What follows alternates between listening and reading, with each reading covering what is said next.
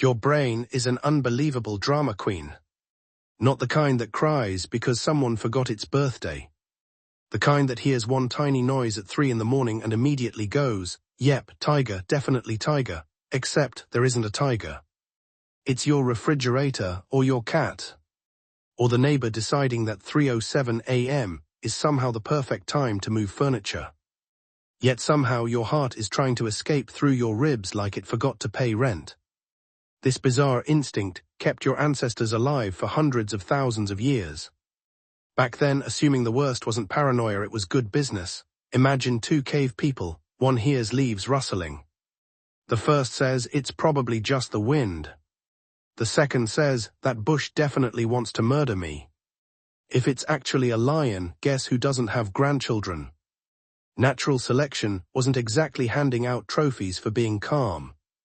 Our nervous systems evolved with a very simple rule: false alarms are cheap.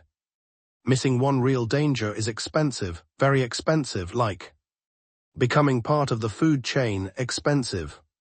So your brain became obsessed with detecting threats. It doesn't care if it's wrong. It only cares if you're still breathing afterward.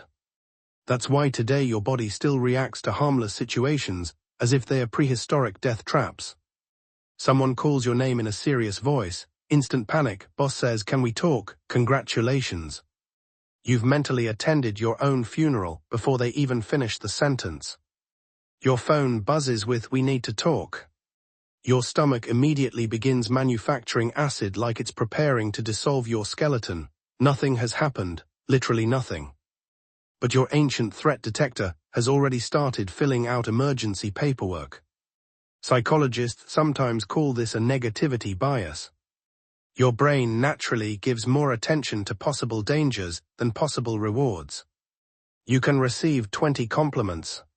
One weird look from a stranger. That's the one you'll replay for the next 6 years. Because compliments never ate anyone, predators did. The same system also explains why horror movies work so well. You know the ghost isn't real. You paid $12 specifically to watch fake monsters.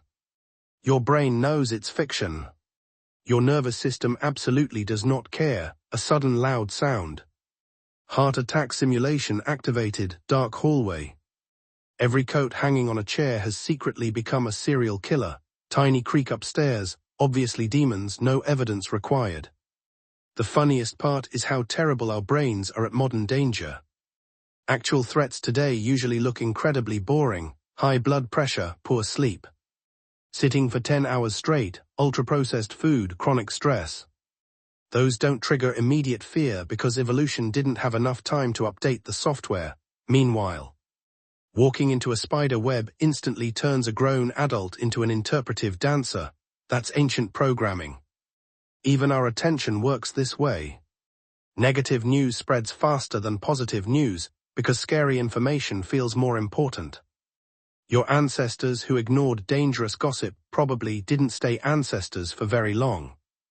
So today your brain still treats bad news like premium content. One plane crash, thousands of safe flights. Guess which one dominates headlines? Guess which one your brain remembers? Even social anxiety piggybacks on this system. Thousands of years ago, getting rejected by your tribe wasn't embarrassing. It was potentially fatal. Humans survived through groups. Being excluded meant fewer hunters, less protection, less food, more wolves. Today, your brain reacts to someone leaving you on read with suspiciously similar emotional hardware.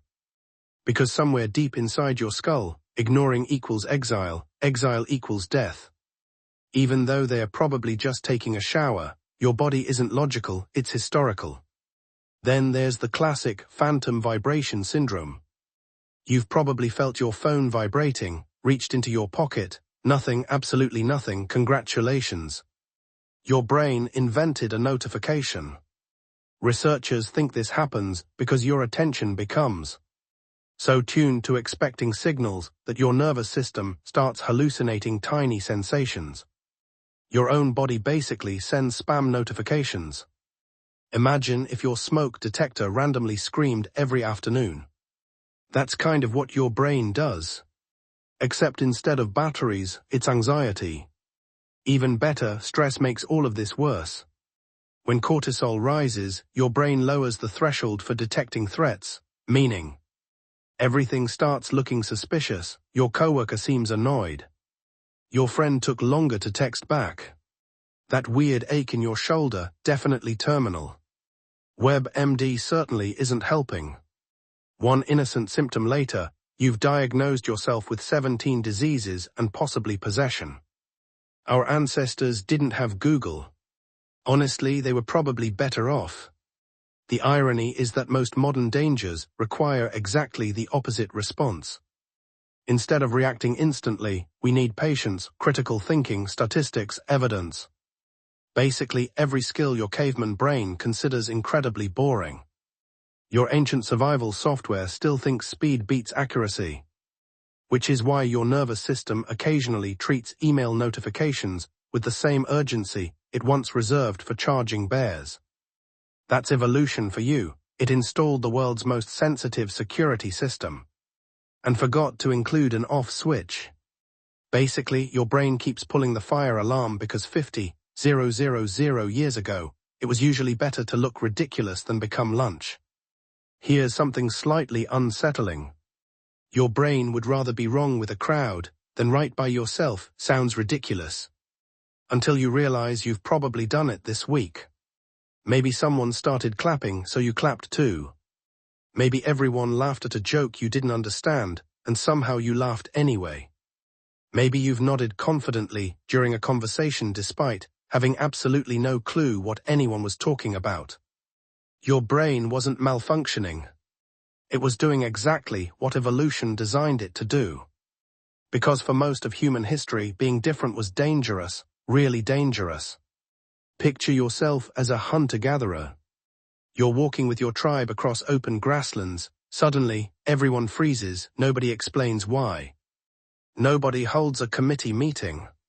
Nobody creates a PowerPoint presentation titled Potential Predator Discussion. They just run.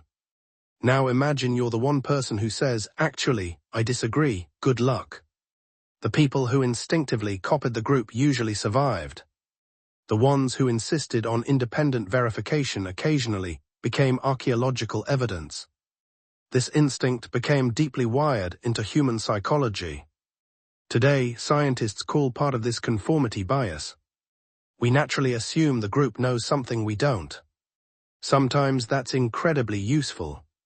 If 50 people are running away from a building, maybe don't stop to ask philosophical questions. But modern life constantly hijacks this instinct. Now the tribe isn't 30 people around a campfire. It's millions of strangers online. One viral opinion suddenly feels true simply because everyone appears to agree, not because it's correct.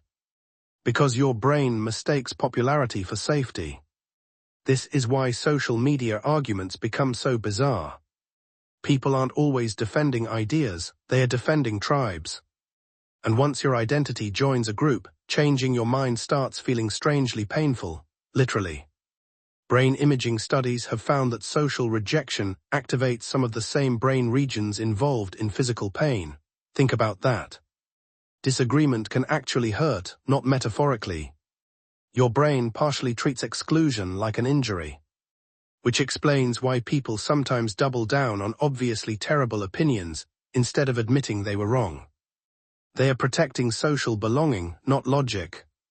Advertising figured this out decades ago. Notice how commercials rarely say, "This product exists." Instead they imply, "People like you use this." Your caveman brain hears that and immediately thinks, "My survival depends on fitting in. Congratulations. You just spent $80 because shampoo somehow became a personality." The instinct gets even weirder during emergencies. Psychologists have documented something called social proof. When uncertain, humans copy other humans. Imagine smoke starts filling a movie theater. If everyone stays seated, most people stay seated.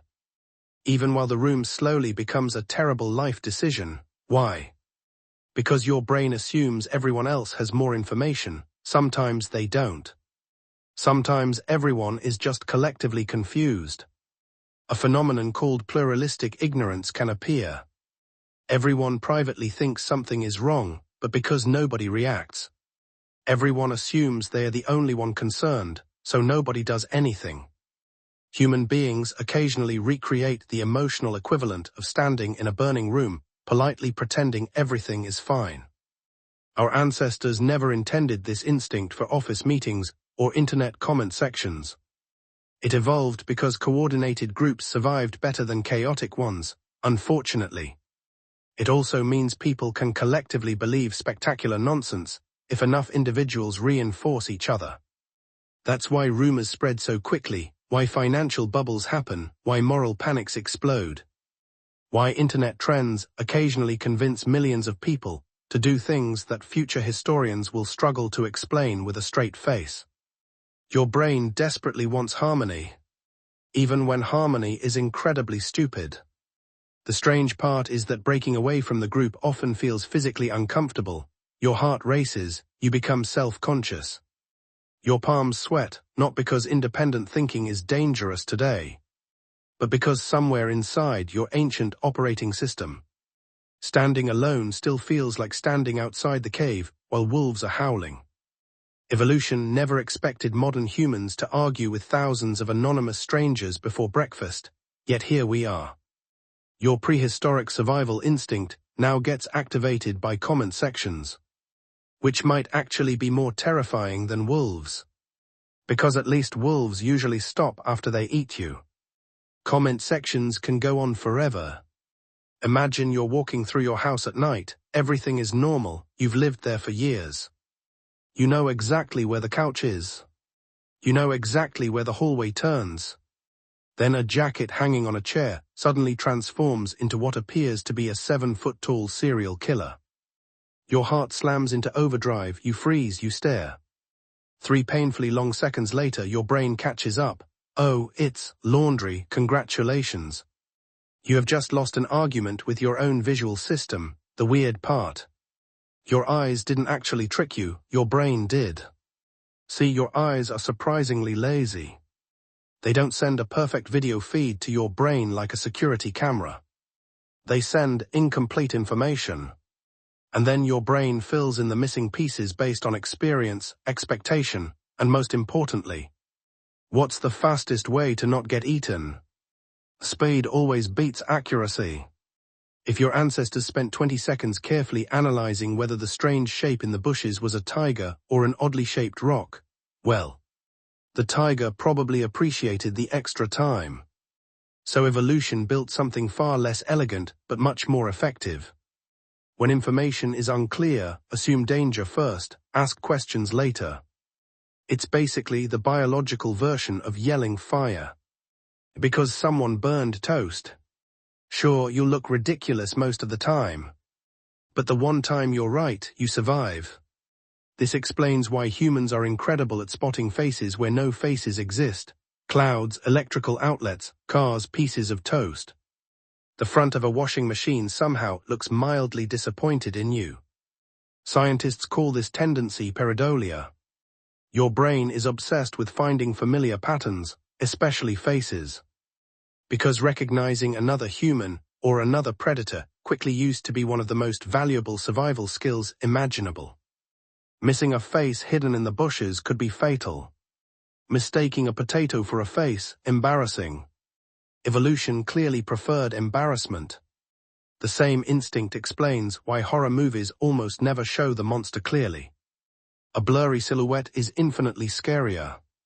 Your imagination starts doing free special effects. The less information your brain receives, the more terrifying possibilities it invents. That's why darkness feels so unsettling. Darkness itself isn't dangerous, it's uncertainty.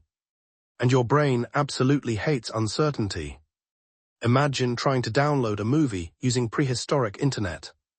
That's basically how your brain processes darkness. It gets tiny bits of information, then aggressively guesses the rest, usually wrong, very confidently wrong. Ever notice how every tiny sound becomes suspicious at night? A house settling, a pipe expanding. The refrigerator making noises that sound surprisingly emotional, During the day, you barely notice. At 2 in the morning, congratulations.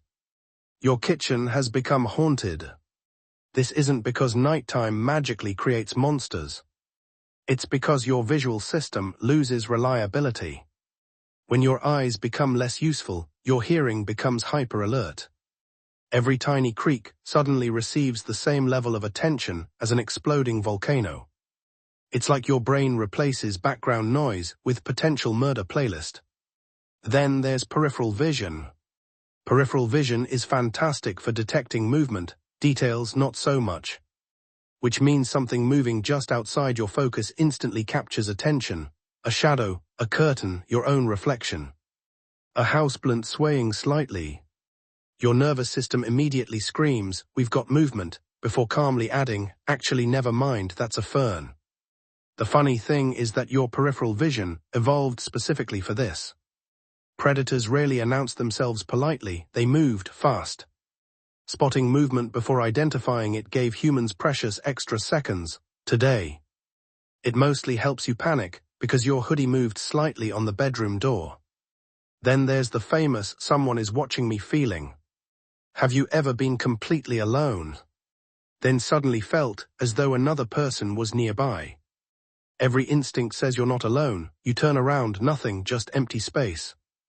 This eerie sensation may happen because your brain constantly builds a mental map of your own body and surroundings. Sometimes that map gets a little confused. Stress, fatigue, low lighting, isolation. All of these can increase that creepy sensation. Your brain basically creates an invisible audience member. It's unsettling, but surprisingly normal. Even astronauts have reported similar experiences during long missions. Apparently, your brain dislikes loneliness so much that it occasionally invents company. Unfortunately, imaginary roommates are terrible at paying rent. There's another strange survival shortcut called agency detection. Humans naturally assume events were caused by someone or something intentional. Here a rustle, probably an animal, here another rustle. Definitely an animal, here your own backpack scraping against a branch, still somehow an animal. Our ancestors benefited from assuming hidden agents existed. Missing one predator was catastrophic. Imagining 10 that weren't there, mostly exhausting. So evolution made us oversensitive. The result, ghost stories, urban legends, every horror movie ever made. And that overwhelming urge to sprint upstairs after turning off the basement light. Nobody wants to admit it, but almost everyone does it. You're halfway up those stairs thinking, if something grabs my ankle, nothing ever does. Yet your legs somehow discover Olympic-level sprinting speed. Because deep inside your nervous system, dark enclosed spaces still activate software written before civilization existed. Basically, your brain would rather mistake your bathrobe for an axe murderer 1,000 times than mistake one actual murderer for a bathrobe.